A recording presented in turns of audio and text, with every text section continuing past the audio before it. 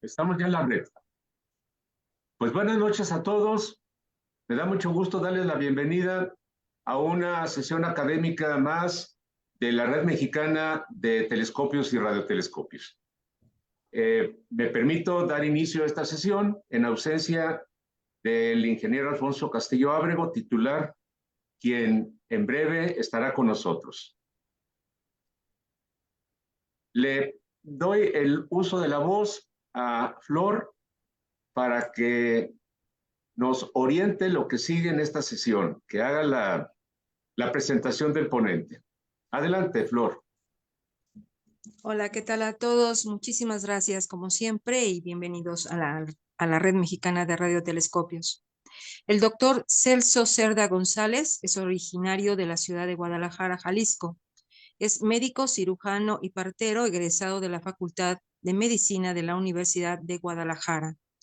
Realizó la especialidad de cirugía general en el Centro Médico de Occidente del Instituto Mexicano del Seguro Social y la maestría en gerencia en servicios de salud por la Universidad de Guadalajara.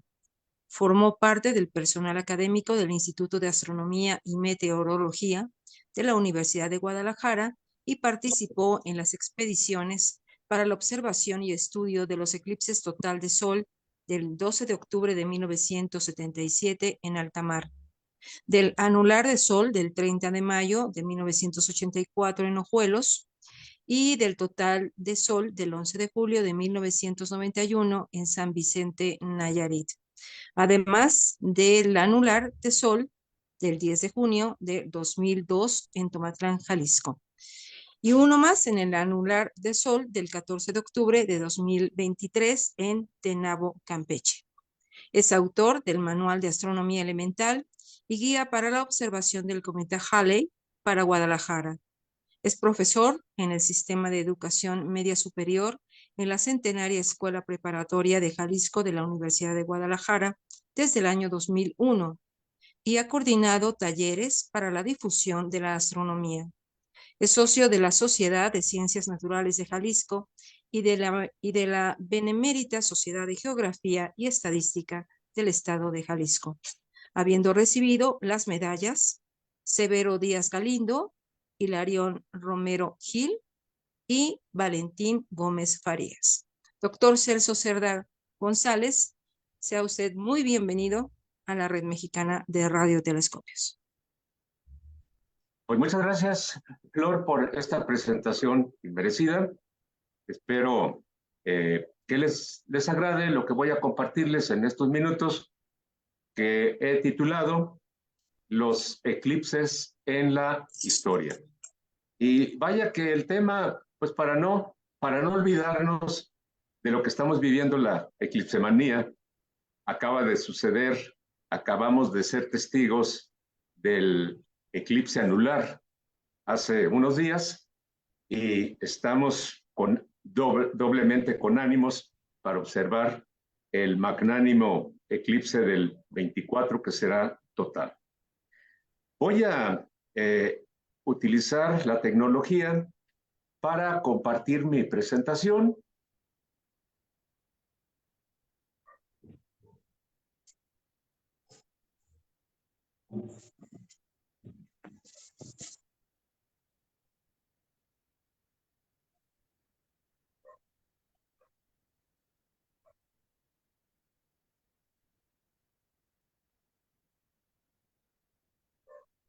Bien, ahorita en un momento, en cuanto se ponga la pantalla completa, para que tengan una mejor apreciación. Parece que ahí está.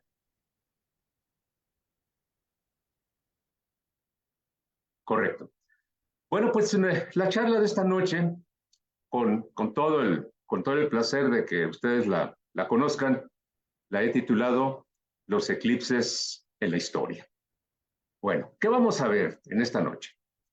Vamos a ver una introducción muy general que estoy seguro para todos ustedes, pues es lo que hemos repetido ya infinidad de veces, no está por demás hacer énfasis en qué son los eclipses, de qué estamos hablando,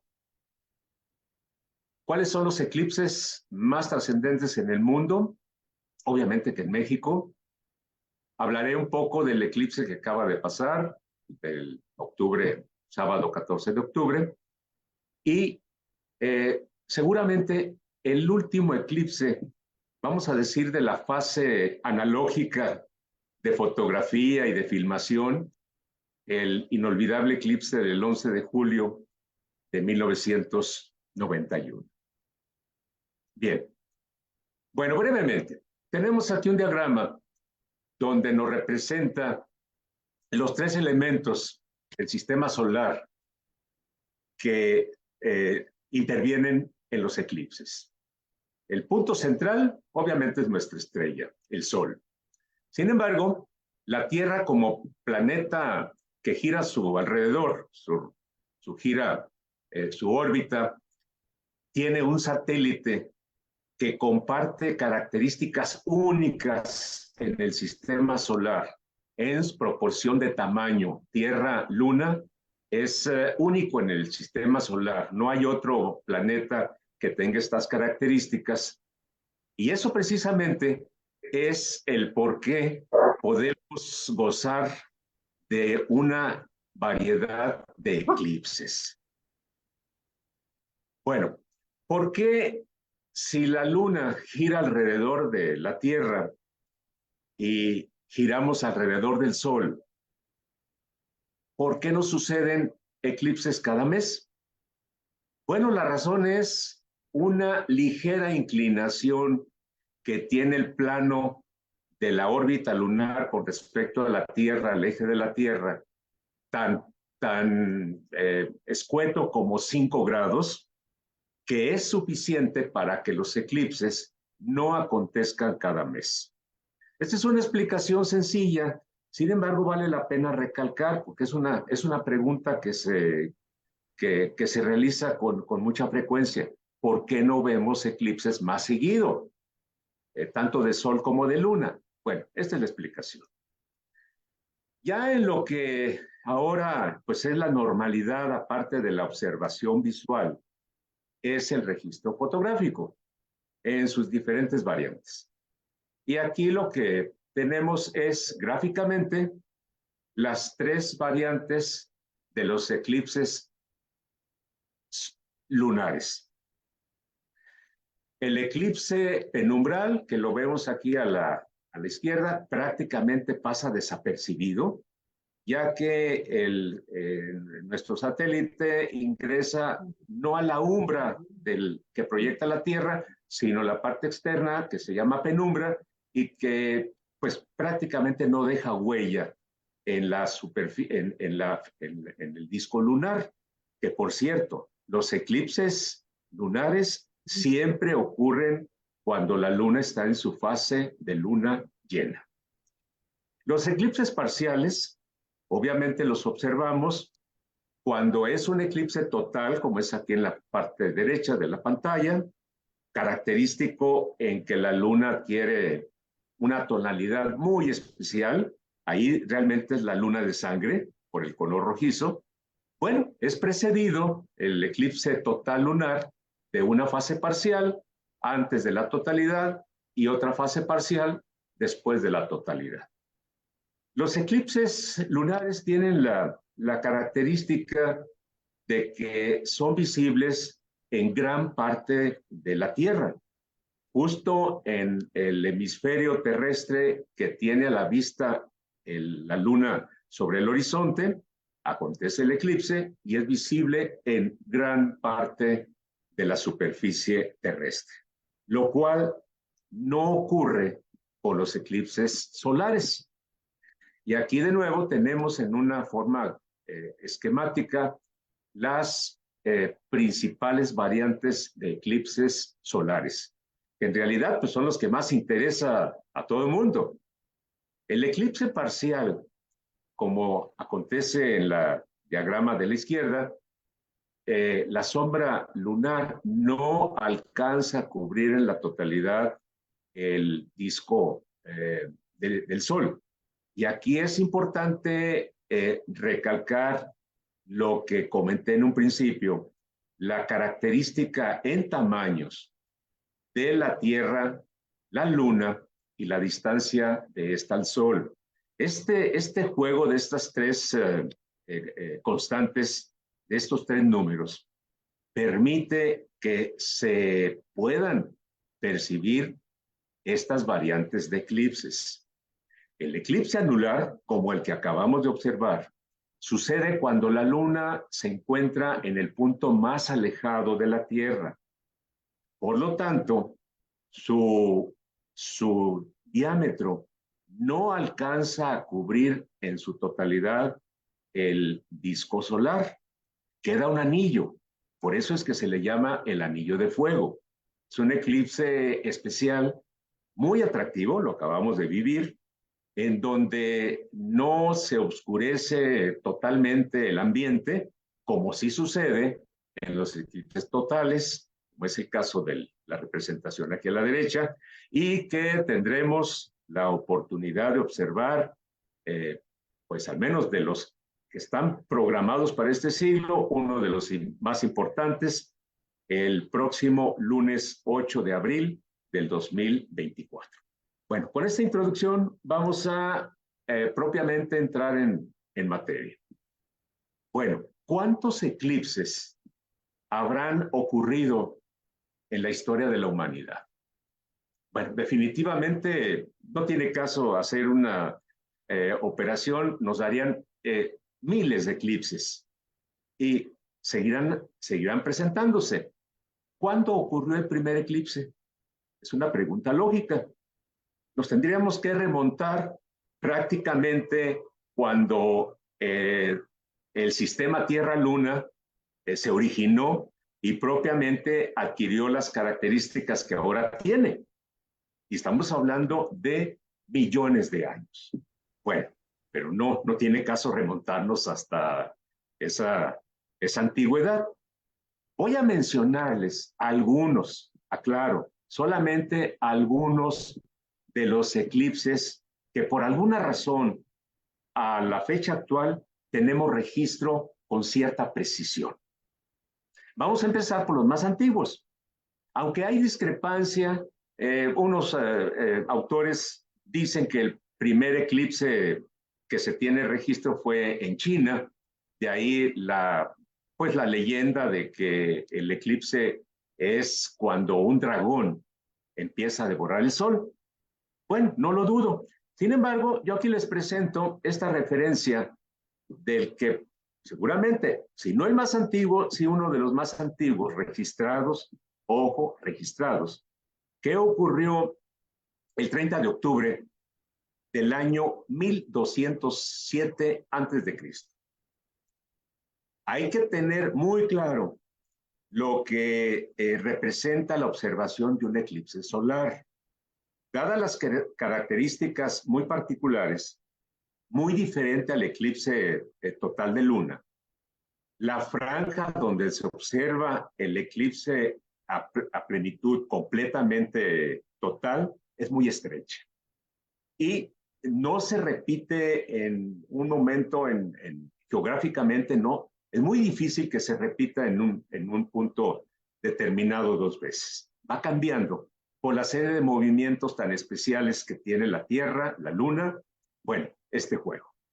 Pero entonces, se tiene registro que un 30 de octubre del año 1207, en Mesopotamia, la antigua Mesopotamia, aconteció un eclipse total de sol. Bueno, sin embargo, obviamente los eclipses, aparte de registrarse, de observarse,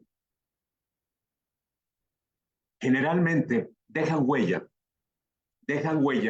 porque inciden en alguna actividad de la humanidad. En términos muy generales, y podemos decir que casi hasta la actualidad, siempre se les ha considerado estos fenómenos como de presagio de calamidades. Y como les digo, prácticamente hasta la actualidad.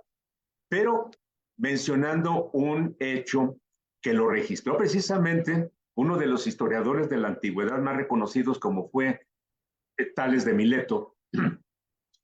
Él registró que el 28 de mayo del año 584 antes de Cristo, predijo este fenómeno. Aquí está un poco dudoso que lo realmente haya sido así, pero este eclipse, lo que sí está probado, que puso fin a una batalla que, pues aparentemente muy cruenta y que tenía ya tiempo de realizarse en forma intermitente, puso punto final a una batalla que se le conoce como la del río Halis. Y el eclipse, pues precisamente lleva el nombre históricamente como el eclipse de Halis. Bueno, esto es en la otra parte del mundo. Vamos a ver qué tenemos aquí en México, o al menos en América.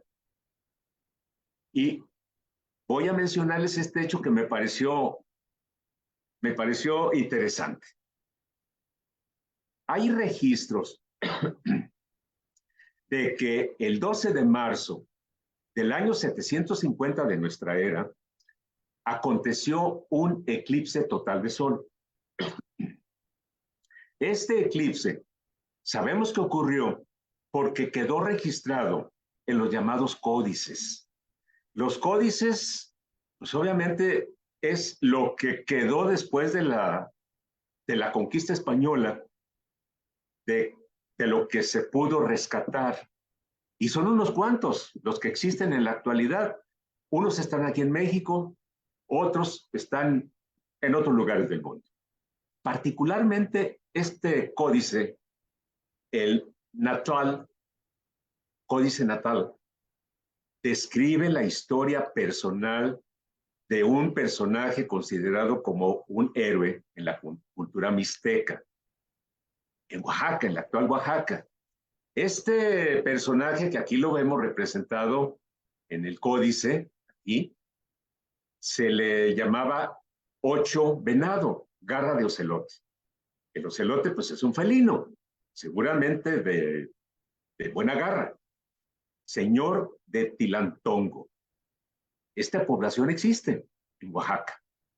Y relata ahí en el códice, que lo tenemos acá a la izquierda, una ceremonia de una ofrenda donde se aprecia, aquí sí, pues hay que creerle a los que interpretan los códices, una imagen que representa el firmamento nocturno.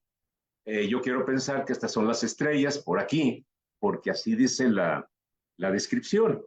Una ofrenda con un cielo nocturno con estrellas y un disco solar, este sí lo vemos ahí, muy bien, y en el centro aparece una calavera. Esta es entonces, al menos por unanimidad, se considera que es la representación, al menos en esta cultura mixteca, de un eclipse. Ahora, hay todavía un complemento de algunos autores que dicen que estas líneas de color, la roja y la amarilla, que están representando la corona solar. Bueno, pues podemos darle crédito. Bueno, ¿qué fue lo que me llamó la atención una vez que empieza uno a adentrarse en información para compartir con ustedes? Bueno, resulta con que el nombre Neutral se le dio en honor de esta científica, Celia Nuttall, antropóloga de origen americano, pero que sorprendentemente vivió en México. Y de acuerdo a la crónica, ella desde principios del siglo pasado, ella nació en el siglo XIX, se interesó por la cultura mexicana, particularmente los códices. Ya teniendo conocimiento de que en México pues había unos cuantos, que la mayoría pues estaban fuera del país. Ella logró permiso para estudiar, de hecho sacó una copia del códice que actualmente está en un museo en Inglaterra. Y por eso es que lleva su nombre, Celia Nuttall. Bueno, y hecho sorprendente, que seguramente en su momento conoció a Frida Kahlo porque ella vivió en Coyoacán, ahí murió. Bueno, un hecho curioso que se los quise compartir.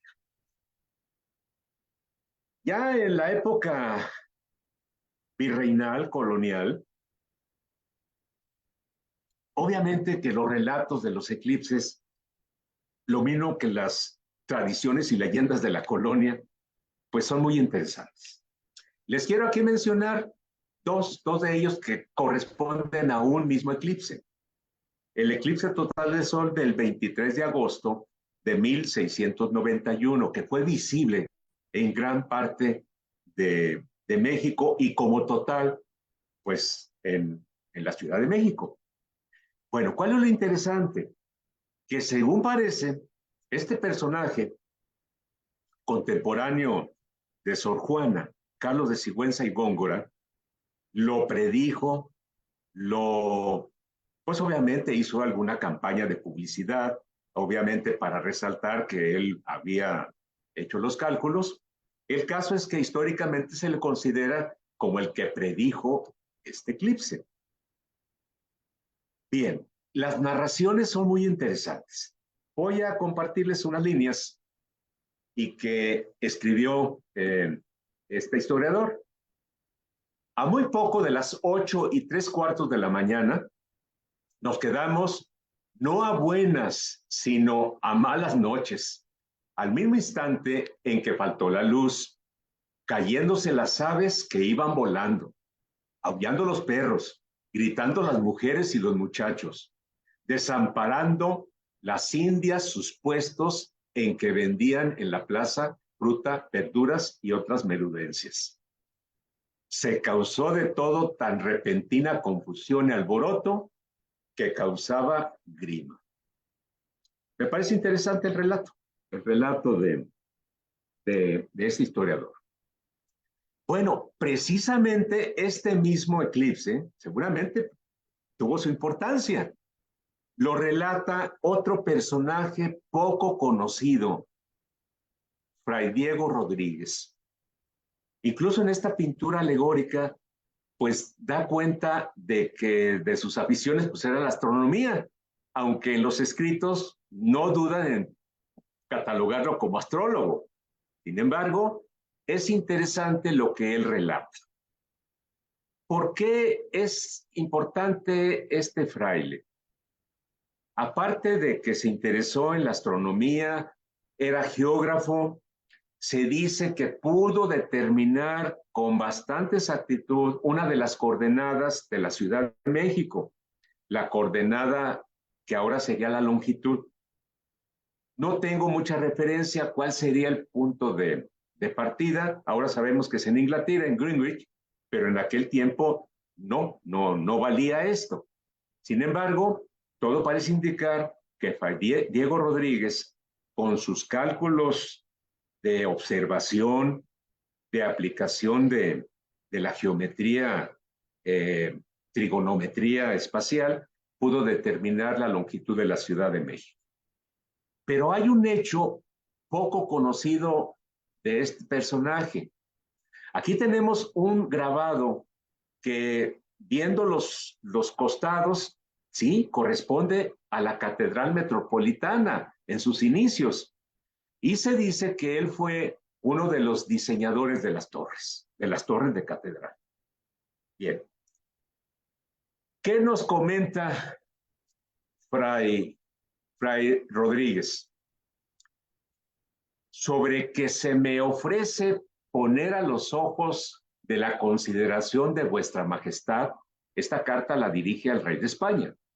La causa que antecedió a dicha esterilidad y asimismo los eficaces medios que se pusieron para que no fuera tanta, la causa, Señor, se atribuyó a expresa voluntad de Dios, manifestada en un eclipse total de sol que con bastante horror y recelo de sus futuros efectos experimentó todo este reino el día 23 de agosto del próximo pasado 91. Me parece interesante porque pues relata la concepción que se tenía de estos fenómenos. Bien, ya una época más contemporánea. Y no por eso de gran importancia. Estamos hablando de los científicos del siglo XIX.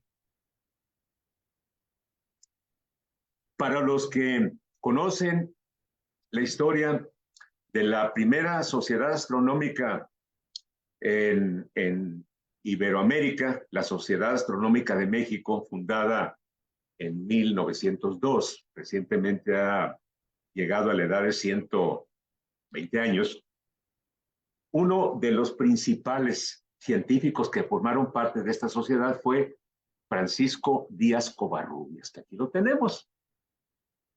Él hizo los cálculos para un eclipse que tuvo su franja de totalidad en el estado de Durango. Fíjense, Durango, muy parecido geográficamente a la zona, al eclipse que tendremos el próximo año. Este eclipse que él estudió aconteció el 25 de marzo de 1857. Ojo con esta fecha, en plena época de convulsiones en México recientemente independiente. Todo lo que ocurría un año y al año siguiente ya era diferente, una época convulsa. Bueno, él predijo y obviamente estudió este eclipse que oscureció seguramente la plaza principal de Durango. Bueno, pero no únicamente hay que considerar los eclipses de sol o de luna. Aquí tenemos una descripción del periódico La Enseña Republicana. De Durango se dijo que los habitantes de esta ciudad habían podido observar un espectáculo sublime, grandioso y sorprendente. El eclipse inició a las 4:10 de la tarde y una hora después la oscuridad era completa. Se vieron clara y distintamente las estrellas del firmamento y las luces artificiales alumbraban como en las tinieblas de la noche. La oscuridad total duró de 5 a 6 minutos. Luego comenzó a disiparse y el sol apareció de nuevo entre unos ligeros celajes. La gente que a esa hora caminaba por las calles y la plaza principal de Durango se aterrorizó durante el momento de oscuridad total. Algunos corrieron en diferentes direcciones y otros pidieron misericordia. Sin embargo, todo volvió a la tranquilidad cuando la luz regresó. Un relato característico de cómo se consideraban los eclipses. Bueno, pero fíjense, un hecho todavía equiparable o tal vez de mayor trascendencia que el eclipse que acabo de relatar que estudió Francisco Díaz Covarrubias. Él, aparte de estudiar el eclipse, estudió una variante diferente de eclipses, vámosle llamando así, un tránsito de Venus. Esto aconteció el 8 de diciembre de 1874, 20 años después del evento anterior. Obviamente, se tuvieron que organizar, primero para saber si realmente iba a ocurrir ese tránsito de Venus. Luego, determinar la fecha y la hora. Y lo más importante, determinar el lugar de la Tierra donde se iba a observar con mejores condiciones. Ahora, esto para nosotros es algo sencillísimo con la tecnología que tenemos en la palma de la mano. Ahí tenemos el universo en nuestra mano. Pero hay que pensar cómo era la elaboración de los cálculos en el siglo antepasado. Una verdadera hazaña, dado que el viaje se planeó con 2 o 3 meses de anterioridad al evento. Se tuvo que planear cómo llegar de México a Japón. Ahora resulta pues algo quizá rutinario, obviamente, costoso, pero rutinario. Pero imagínense en el siglo XIX cómo salir de la Ciudad de México Lo lógico era embarcarse en Acapulco. Por alguna razón, esto fue imposible. No era viable Acapulco. Por lo tanto, el otro puerto, Veracruz. A ver, permítanme un momento. Permítanme, porque alguien tiene abierto su micrófono. Ya lo silencié. Bueno, una vez que se organizaron, planearon la expedición, tenían que, pues, patrocinio, porque no era gratis. Imagínense un viaje con un equipo astronómico de la época para registrar el fenómeno. Tenían que llevarlo a cuesta hasta el puerto de Veracruz. Luego de Veracruz, por barco, llegaron a Nueva Orleans, a la Unión Americana. Pero antes de esta parte del viaje, se toparon con una epidemia. Y si no es porque intervino la Cancillería, los hubieran detenido, no los hubieran dejado entrar a Estados Unidos, precisamente porque había una epidemia. Llegaron entonces a las costas del Atlántico, en Estados Unidos. Tuvieron que recorrer todo Estados Unidos hasta llegar a California, donde finalmente se embarcaron a Japón y lograron la hazaña. A esto se le conoce como la Comisión Astronómica Mexicana, enviada a Japón en 1874, donde aparecen los personajes que vale la pena al menos conocerlos de pie, de izquierda a derecha. Francisco Jiménez, Francisco Díaz Covarrubias, de quienes he estado comentando, Francisco Bulnes, y sentados Agustín Barroso y Manuel Fernández Leal. Esos fueron los aventureros que lograron la hazaña de llegar a Japón, al puerto de Yokohama, y registrar el tránsito de Venus. Les voy a compartir aquí unas imágenes. Es lo real, es lo que existe de lo que registraron del paso del Sol del paso de Venus por el disco solar. Gocen estas imágenes del siglo antepasado, en los albores de la fotografía. Aquí hicieron una secuencia fílmica.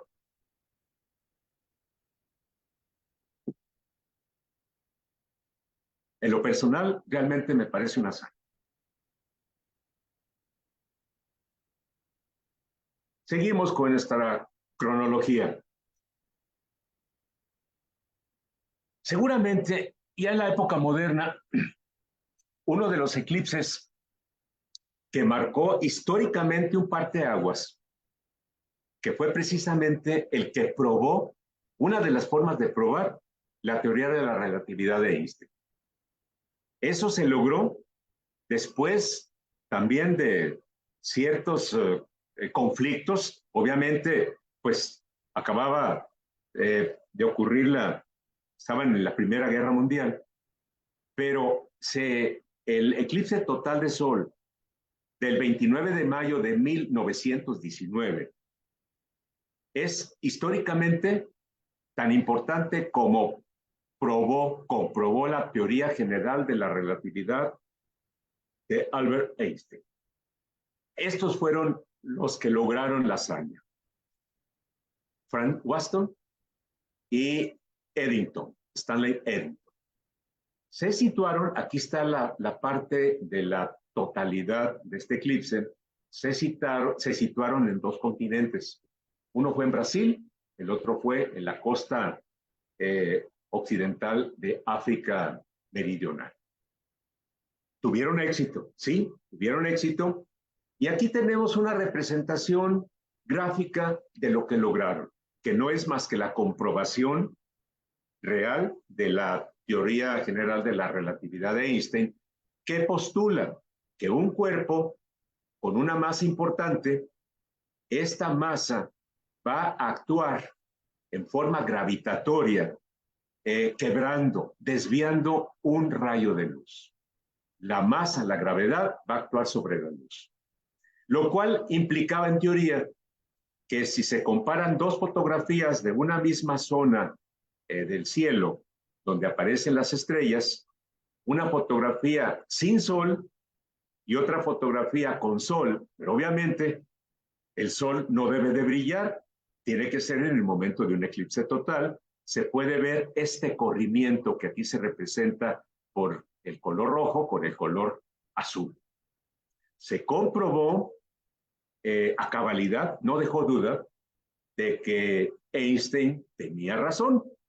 Y aquí una fotografía histórica donde están los dos personajes, obviamente, pues Einstein ya con la fama a cuestas, y Eddington, pues obviamente con el gusto de decirle a Einstein que ya era famoso gracias a él porque se había comprobado su teoría.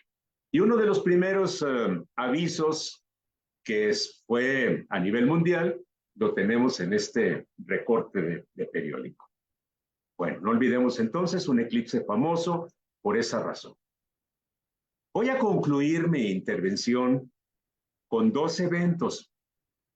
El que me va a llevar unos minutos más es el eclipse total de sol, que seguramente ustedes recuerdan y que vivimos un 11 de julio de 1991. El grupo de expedicionarios, donde tuve la suerte de participar, estuvimos en San Vicente, Nayarit. Aquí tenemos una fotografía, obviamente analógica, de cómo se percibió el momento de la totalidad. Sin embargo, no es del todo real. Quiero que lo disfruten en unos minutos de grabación.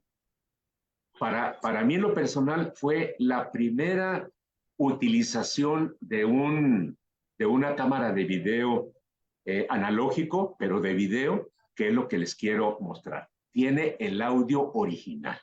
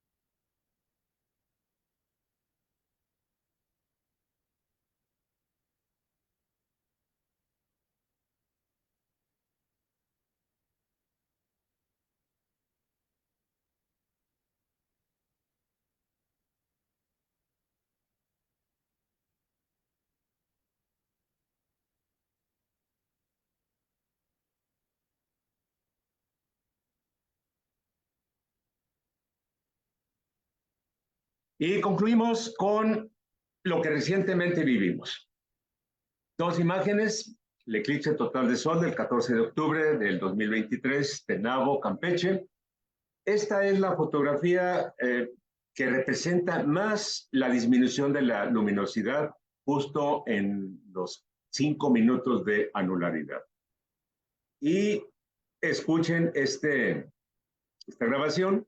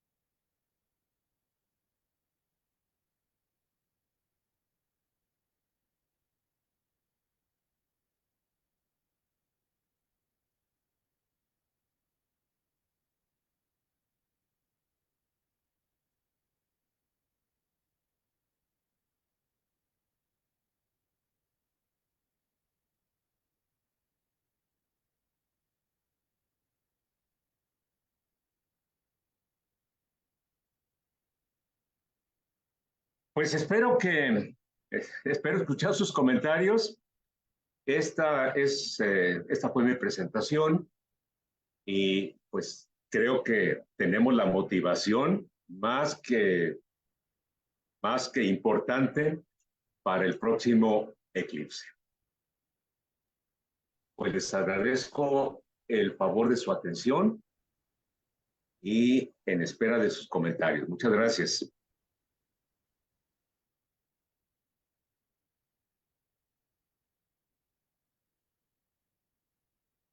Gracias, gracias.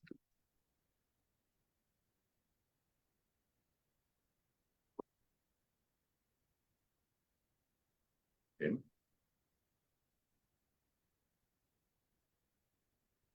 Comentario de Oscar Alberto. Adelante, Oscar. Muchas gracias, Celso. Gracias por tu presentación, muy buena por ese viaje a través de la historia. Me gustaría platicar un poquito, ya que nos hablaste, por ejemplo, de los eclipses, el eclipse que observó Sigüenza y Góngora. También por ahí hay que revisar, hay una situación donde él también tuvo que ver con algún clérigo, se peleó con un clérigo porque hubo no solamente eclipse, también hubo un paso de un cometa, y en esa época, pues, la gente les preguntaba si los cometas eran malos, ¿no? Iba a pasar algo, y había un clérigo, el padre, justamente es el de las hacia Baja California, hacia California, y mientras este señor decía que sí, que iban a haber calamidades, me refiero a Padre Quino, Góngora, Sigüenza y Góngora, decía todo lo contrario. Entonces se armó una guerra epistolar, peleándose uno contra el otro, respondiéndole uno. Está muy divertido, vale la pena revisarlo. Eh, También de lo que mencionaste del viaje a Japón de 1874, por ahí cuentan que los astrónomos japoneses, cuando visitaron el campamento de los astrónomos mexicanos, observaron su trabajo y observaron el equipo que llevaban, pues parece que hicieron un comentario como que lástima de astrónomos, pero no por los astrónomos, por el equipo realmente. O sea, lo que quisieron decir es que hicieron un buen trabajo. De hecho, ahorita fue una delicia haber visto esas fotografías de Venus, que hicieron un muy buen trabajo, pero que tenían un equipo sumamente limitado. Y bueno, lo único que también quisiera decir, un poquito modo de reclamo, perdón, ¿cómo que luna de sangre? Son eclipses totales. ¿Qué ese modismo de ponerles nombres que son más esotéricos o más de astrólogos? De luna de sangre, pues no. Y ese término surgió hace no mucho. Y de hecho, justamente lo sacaron. Hay por ahí un predicador bíblico que amenazaba decir que iba a haber un eclipse, una luna de sangre cerca de las fiestas de Pascua y que se iba a acabar el mundo. Entonces, bueno, de ahí se quedó el término. Pero fuera de eso, muchas gracias, Celso, por tu plática. Muy buena, muy divertida.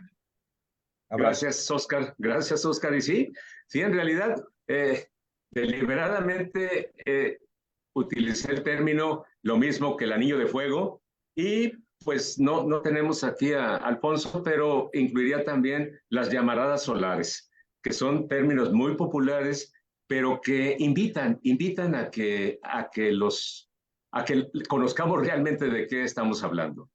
Pues, Oscar, ya dijiste, vamos a programarte una presentación precisamente de lo que acabas de adelantar, porque es muy interesante esa guerra epistolar que tuvieron y vale la pena porque nos invita a estudiar la historia. Qué buen comentario, Oscar. Gracias. ¿Algún otro comentario? A ver, Abraham, antes que nada, Ángel, mi querido Celso, Enrique, adelante. muchas felicidades Gracias, por tu Enrique. plática, muy interesante. Obviamente los hechos históricos son múltiples con respecto a este tipo de acontecimientos, ¿no? Se llamen cometas, se llamen eclipses solares o lunares. Sobre todo, me gustaría tocar uno que fue de también similar importancia al de Eddington en 1919 con respecto a la teoría de la relatividad de Einstein, que por cierto, déjame anotar que las estrellas, no mucha gente sabe cuáles eran esas estrellas que estaban mal posicionadas gracias a la fuerza gravitacional del Sol, y esas estrellas eran las Híades, nada más ni nada menos que estaban detrás del Sol. Entonces eran muy reconocibles. Infortunadamente para el próximo año, el Sol va a estar enfrente de unas estrellas muy aburridas, que son las de Piscis, que aparte de que son muy tenues, están muy espaciadas una de las otras. Entonces, realmente no vamos a poder comprobar la teoría de la relatividad por nosotros mismos, al menos no el próximo año. Pero independientemente de eso, Celso, lo que te quería comentar, que es un suceso histórico también muy notable, es precisamente el descubrimiento de un elemento químico que no conocíamos hasta 1869, que es el helio, que por cierto tiene su nombre gracias a donde se encontró que fue el Sol, precisamente, ¿no? El descubridor de esto fue un francés que se fue a ver ¿cómo se llama? El eclipse solar de 1869 en Guntur, India, que se llamaba Jules Janssen. El señor Jules Janssen, cuando vio una línea espectral que estaba muy cerca de las de sodio, la D1 y D2 de sodio precisamente, pensó que también podía ser una línea de sodio desconocida. Sin embargo, unos meses después, el señor Norman Lockyer atribuyó esto a un nuevo elemento y le llamó precisamente helio, en honor al Sol. Entonces, nada más quería apuntar ese otro hecho histórico que es muy interesante, ¿no? Con respecto a un eclipse solar. Enrique, muchas gracias por tu aportación. Es muy oportuno esta información. Voy a permitirme dar lectura aquí en un comentario que tenemos en el chat del doctor Rafael Vázquez Camacho. Siempre se valoran más los trabajos realizados por los observadores de aquel entonces y también los de ahora, sabiendo las limitaciones en tecnología que había entonces. Y da un agradecimiento y unos saludos a todos. Gracias, doctor Rafael. ¿Algún otro comentario?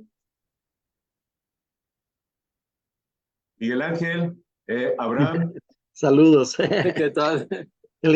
Chévere la conferencia, muy agradable, muy amena y yo creo que acontecimientos de este calibre relacionado con la naturaleza, como con la historia, pues es increíble, ¿no? Y algunas cosas que tú has dicho recordaba y Y es interesante, por ejemplo, cuando referías a los eclipses más antiguos. eh, sí, he visto récords de los chinos, eh, aunque hay, como tú decías, hay una disputa, ¿no? Hay referencias de eclipses bien como a como 3000 años antes de Cristo por los chinos y ese, pero no se los acepta mucho porque no está del todo corroborado. Hay en literatura, por ejemplo, que hacen mucha referencia a eclipses y cuestiones así, pero no está muy corroborado. Otra cosa que recordaba lo que en una conversación que tuvimos antes con Oscar respecto a esas posibilidades de que los mayas hayan predecido eclipses. Y, y en realidad sí, ellos tuvieron esa capacidad de predecir eclipses y hay estelas donde había advertencia de que iba a producir eclipses, ¿no? Que eso me pareció muy interesante porque comunicaban de esa manera a la gente, a su pueblo, de esos eventos, ¿no? Me parece muy interesante para estudiar eso. Gracias por tu comentario, Miguel Ángel. Abraham, adelante. Pues sí, felicidades, Celso. La verdad es que te voy a hacer una pregunta muy fuera, digamos, de esto, pero me resulta curioso. La pasión con la que hablas de astronomía, en este caso de los eclipses y lo que has observado, si esa pasión la tienes en tu profesión, que es la medicina, pues la verdad es que yo no dudaría ni tantito en asistir a tu consultorio. Bien. Gracias, Abraham. Pues es realmente el hobby, la afición que tenemos. Yo creo que los aquí presentes compartimos en un alto grado esa afición. Bien. Muchas gracias, Celso. Gracias, sí. ¿Tenemos algún otro comentario? Pablo Roberto, desde Los Altos de Jalisco. Yo quisiera agradecerte por tu comentario, muy bueno, y yo creo que tú has sido un muy ávido observador de eclipses. Yo creo que tú has tenido un mundo de aventuras en todas tus expediciones, porque hasta en barco has viajado en alta mar. Eso es lo más impresionante contigo. Platícanos un poquito más de tus experiencias. Pues lo podemos programar para una futura sesión, pero sí, lo del observación del eclipse del 12 de octubre del 77 en alta mar, que pude compartir las experiencias con grupos tanto de Guadalajara, de Jalisco, de Morelia, Michoacán y obviamente de la Ciudad de México. Y pues las experiencias que tuvimos son inolvidables, porque observar un fenómeno de esa naturaleza volteando a los 4 puntos cardinales y no ves más que mar, pues sí lleva a una reflexión del momento donde nos encontramos. Sí, gracias por el comentario. Sí. ¿Tenemos algún otro comentario? Javier, desde costa del Mar Chapálico en Jalisco. Pues oye, ahora llegué tarde, tuve un compromiso y llegué ya muy tarde, pero sí, conozco tu plática ya y pues sé de tus aficiones desde hace 30 y tantos años ahí en la Sociedad de Ciencias Naturales, de tus pláticas que dabas, ya tienes mucho vuelo en esta rama. Ujú. Desde Pues los 80, yo compartimos creo. la visión, Así Javier. es. Y aprovecho pues para un comercial.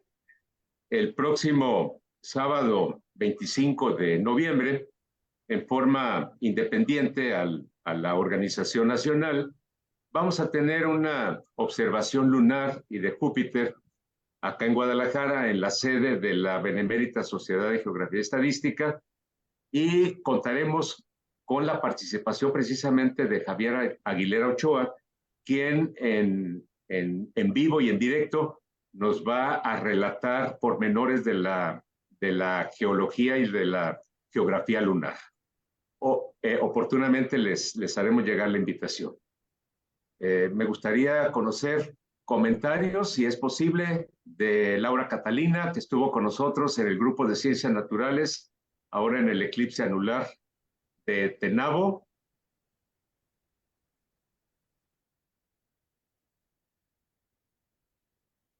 Buenas noches, doctor, a todos muy buena noche, gusto saludarlos desde Zapotlán el Grande. Exactamente, estuvimos en esta experiencia en Tenabo, que fue algo extraordinario. Vivir estos fenómenos naturales resulta apasionante y me hace recordar el del 91, me tocó vivirlo en Guadalajara y recordar esa sensación de cómo en unos segundos se oscurece todo el panorama y oír cantar a los pájaros y verlos desatinarse volando hacia árboles diferentes. Yo creo que la naturaleza nos llena de momentos extraordinarios en nuestra vida y ver los eclipses, vivirlos. Yo recuerdo, creo que fue en el 74 o algo así, que hubo otro eclipse y que mis tías, las hermanas de mi padre, se fueron a verlo con astrónomos a la Ciudad de México, a Teotihuacán, no, a Oaxaca, y desde niños nos enseñaron a vivir esos fenómenos, estos acontecimientos tan extraordinarios, ¿no? Verlos y sentirlos por todo lo que se percibe, toda la energía, el cambio de clima que se siente, es algo que yo creo que nunca los que lo hemos vivido y lo seguimos, nunca se nos van a olvidar. Y me apasionó mucho ver esa imagen del tránsito de Venus, que en Japón, recuerdo cuando estaba haciendo mi tesis de maestría, hablé algo de ese tránsito y de esa expedición que fue pagada por el gobierno mexicano y cómo estos científicos que pues con ese equipo tan precario y esa travesía tan extraordinaria para llegar a Japón en aquellos momentos, son los primeros que van a publicar los resultados del tránsito de Venus que observaron.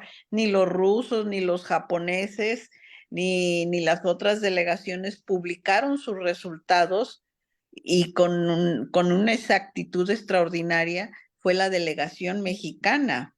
Entonces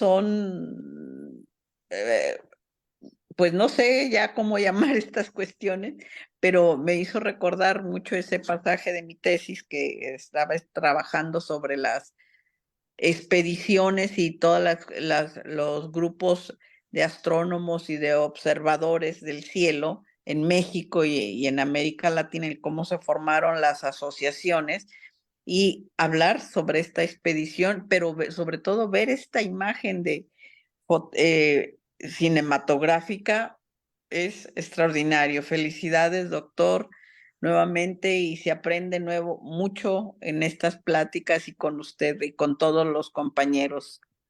Felicidades. Sí, Laura Catalina, gracias por tus comentarios. Cuando te refieres a tus tías, hermanas del poeta Juan José Arreola. Exactamente, él las llevó a Oaxaca, él trabajaba en la UNAM y las llevaron a observar ese eclipse total de sol. Del año no me acuerdo exactamente, pero fue como en los años 70, estábamos chicos nosotros, pero llegaron mis tías todas maravilladas de ver todos los aparatos, todos los telescopios y cámaras fotográficas y todo lo que se suscitó en el fenómeno, ¿no? Exactamente, mis tías fueron mi tía Cristina, que era de las mayores, Berta y Victoria, junto con mi tío Juan José, y Antonio, que era el hermano más chico, el que los acompañaba. Laura, ¿hay algún escrito del maestro que haga alusión a algún tema astronómico? Ahorita de memoria no recuerdo, pero me voy a dar la tarea y claro que sí, yo se los comento o en alguno de sus cuentos porque podemos ver en sus cuentos que tiene mucha influencia sobre que tuvo su tío José María.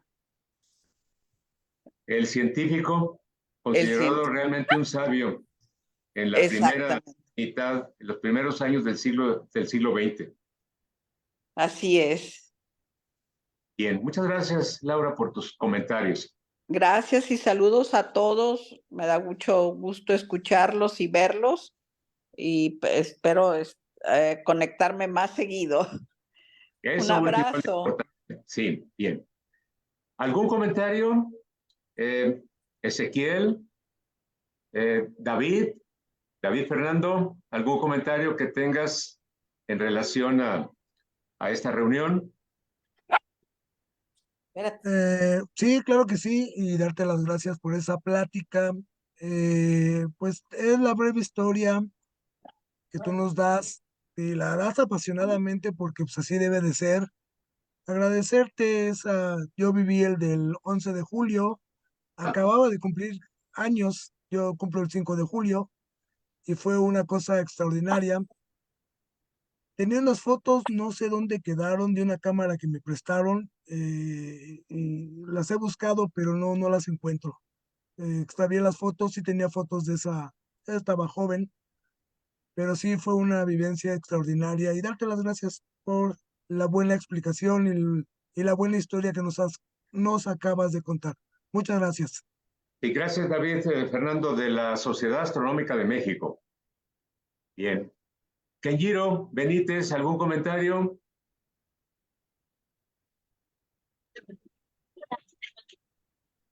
Profesor, buenas noches, muchas gracias por la plática.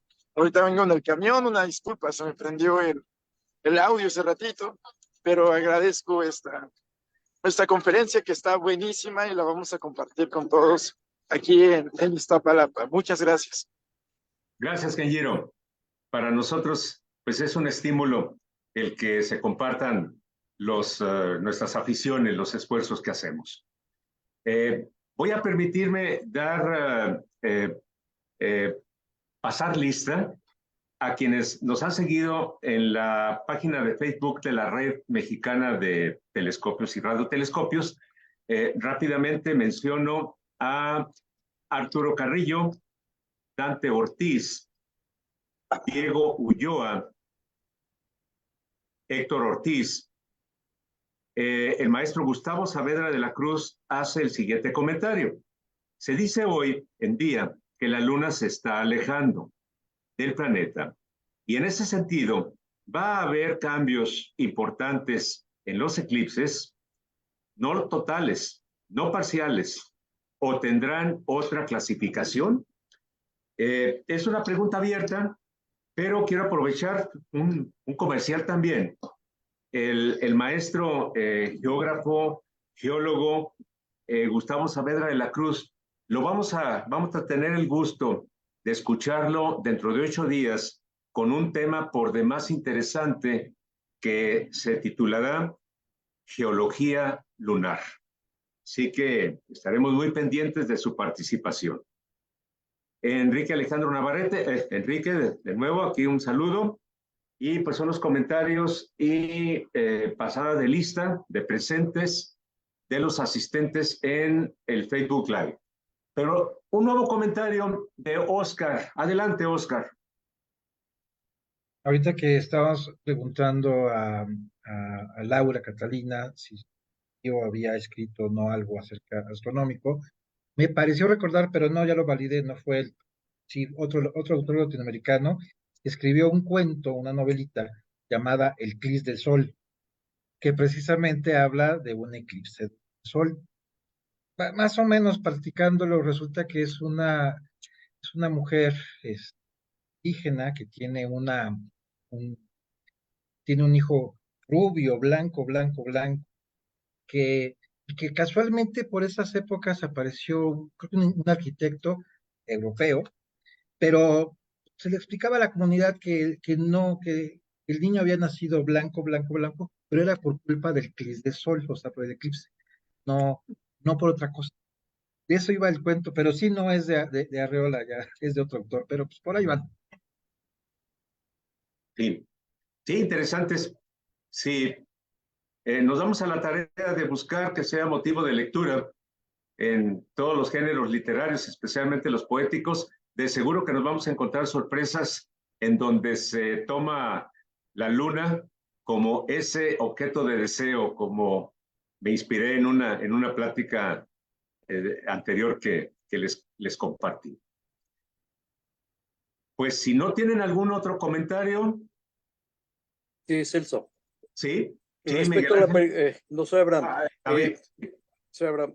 Perdón, Sí, mira, Abraham. respecto a la pregunta que hizo que está en Facebook, de lo que va a suceder con los eclipses cuando la luna se vaya alejando, conforme se vaya alejando, pues lo único que va a suceder con estos eclipses es que van a ser puros eclipses anulares. Ya no tendrá la capacidad de poder tapar el sol completamente, pero van a seguir siendo los eclipses.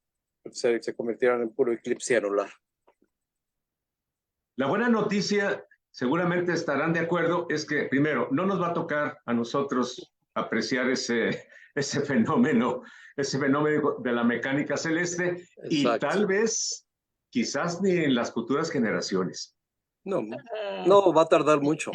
Va a tardar mucho, pero se va a llegar a eso. Millones de años. Millones de años. Exacto. Mira, sí. Celso, la luna se aleja 38 milímetros cada año, entonces pues nada más con la calculadora. Exacto, va a tardar mucho, nuestras generaciones no lo van a ver. Hay que calcular el límite, cuál es el límite de distancia para que la luna no llegue a cubrir al sol. O sea, es mucho tiempo. Mucho. Es muy probable que el sol ya sea una gigante roja. Para que sea un tránsito y ya no sea un eclipse.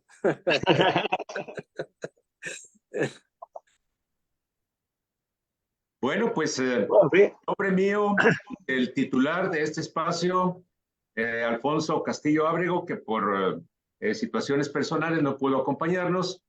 Les doy las gracias de su presencia virtual, haciendo la invitación cordial para dentro de 8 días, en que, como ya les he comentado, tendremos un tema por demás interesante, la geología lunar.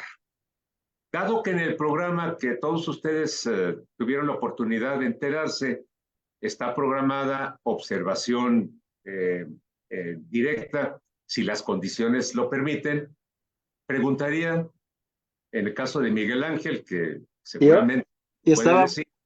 Estaba muy dispuesto a dejar ayer el telescopio ya colocado, pero como trabajé hasta la noche, vine tan cansado que dije, Sí.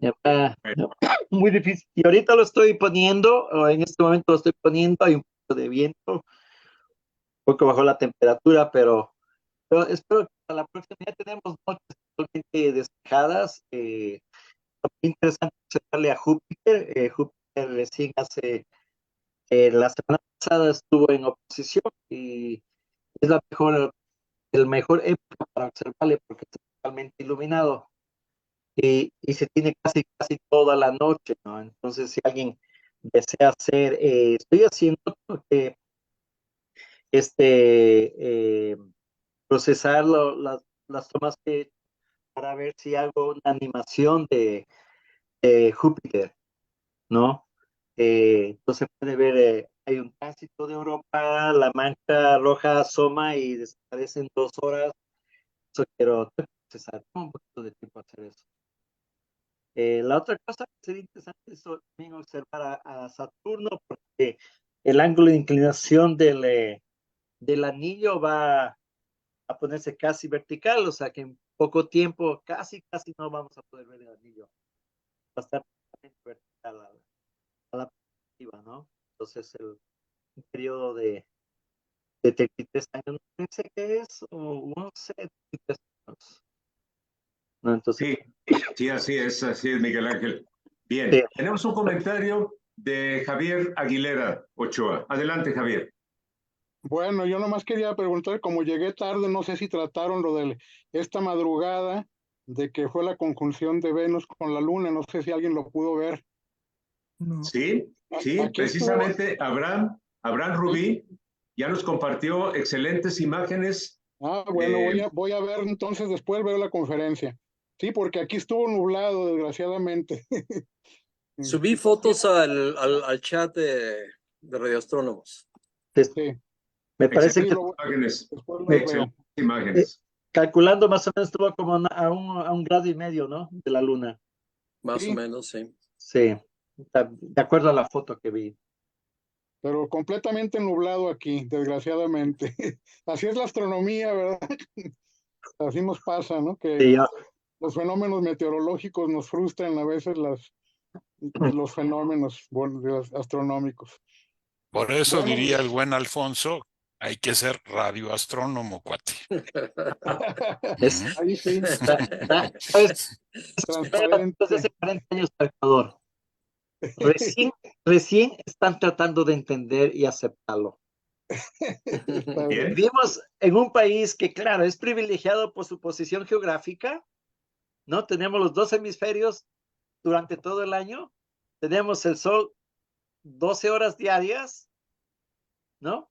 Pero hicimos un estudio en esa época para ver dónde se podría colocar un observatorio y en el sitio que teníamos escogido, altura alta, en los Andes, con un poco una ciudad pequeña con acceso a aeropuerto, 24 noches al año.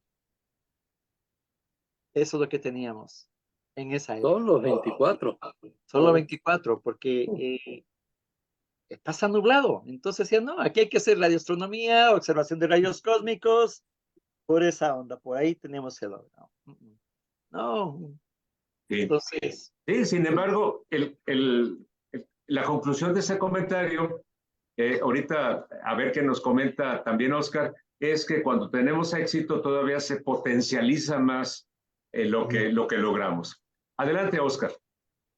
Bueno, siguiendo el comentario de Enrique, tiene razón, si no vas a ser astrónomo, también puedes ser radioastrónomo, pero me van a correr a patadas del grupo, porque yo estoy pensando mejor ser meteorólogo. Digo, pues hace más a la segunda. Si no hay cielos despejados y hay nubes, pues estudias. Si no puedes con el enemigo, únete. Hay otra profesión, si no quieres hacer las dos, puedes ser arqueastrónomo. Arqueastrónomo. Y eso es Sí. una belleza, ¿no? Es una maravilla. Y al menos ustedes en México tienen muchísimo para hacer. Sí. Por todo lado que camines, ¿ya? Y me parece un área de la astronomía muy interesante.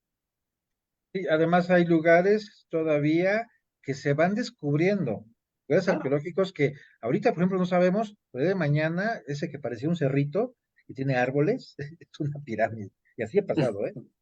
Estamos hablando de fecha reciente. En Guatemala encuentran miles prácticamente son ciudades, ¿no? Pirámides y que están cubiertas. Entonces, hay mucho para observar y para investigar y hacer, ¿no? La parte histórica es increíble, ¿no? Pues vamos a aceptar lo que nos está comentando ahorita Oscar. Les vamos a dar, los vamos a recibir con los brazos abiertos con una condición, de que sus pronósticos no fallen, meteorológicos, que sean favorables. Bueno, dice, primero van a tener que pedirle al gobierno una supercomputadora para poder hacer las simulaciones. Mira, no hay problema, puedo decir alta probabilidad si es un evento astronómico importante, entonces te puedo decir alta probabilidad de nubosidad. De nubosidad. Si alguien compró un telescopio, alta probabilidad de nubosidad. Y si un día a mí se me ocurrió mandar lavar mi coche, seguro 100% de lluvia. A llover. Ya, me hicieron acuerdo, no sé si debería comentarlo. Bueno, hace como 40 años, bueno, en Ecuador es igual hasta ahora, te predicen tremendo sol desde tal hora a tal hora y una lluvia, un aguacero de esos, pero monzónicos, ¿no? Y cuando tuve acceso a conversar con la gente de ClearSign, levantamientos remotos que ellos estaban a cargo de eso. Pero ustedes, ¿cómo pueden predecir y nunca aceptar? Entonces ellos se ríen, dicen, mira, nosotros no tenemos satélites. Tenemos que comprar a los norteamericanos y nos venden por $100 cada foto. Entonces lo que hacían era, comparaban las fotos con el cielo, fotos del año pasado, y de acuerdo a eso predecían. Entonces, Pues olvídate. tú lo dirás de broma, pero no sé si alguno aquí conozca, ¿cómo se llamaba el calendario? ¿Cómo de? Hay De un- había ¿El un- Rodríguez, almanaque? el el almanaque almanaque de Galván. Ese es Rodríguez. famosísimo. Sí, Todavía sí, hay. sí, sí. Y que pues más que astronómico es casi casi astrológico, ¿no? Y te da el santoral y te da el pronóstico del día, de si va a haber o no lluvia. Entonces, pues, más o menos igual, basándose en históricos, que ahorita ya no aplican tanto por el cambio climático, pues te Ya. decían tal día va a llover, pero es un almanaque de un año antes. Ese almanaque nunca fallaba. Exacto. Nunca fallaba. ¿Cómo estoy tratando de acordarme el nombre? Galván, algo así. No, Es no, el almanaque del más antiguo Galván. El más antiguo Galván. Y no. acá, al menos en el estado de Jalisco, circuló y circula uno como calendario de Rodríguez. No, hay, pero eso es en México. Hay uno que lo hacen aquí en Norteamérica y se vendía en toda América Latina. Interesante. Era un almanaque que todavía lo hacen y hay la versión digital. Y yo recuerdo porque mi familia teníamos haciendas y mi abuelo era agricultor y casi todos mis tíos, todos ellos eran agricultores y usaban ese almanaque, ¿no? Y ya me voy a acordar el nombre. O las cabañuelas también, ¿no? Las Sí. cabañuelas, observar todo el mes de enero para adivinar cómo va a ser el año. Pues vamos a dar por terminada la sesión de esta noche. No me resta más que agradecer tanto a los participantes aquí en el chat, que los tenemos a la vista, como quien nos han seguido en la red mexicana de telescopios y radiotelescopios a través de la plataforma Facebook Live, que por cierto retransmite la señal a otras instituciones, tanto de nacionales como internacionales. No me resta más que agradecerles a todos ustedes su presencia, hacerles la invitación para las actividades que regularmente realiza la red. Que pasen ustedes muy buenas noches y hasta la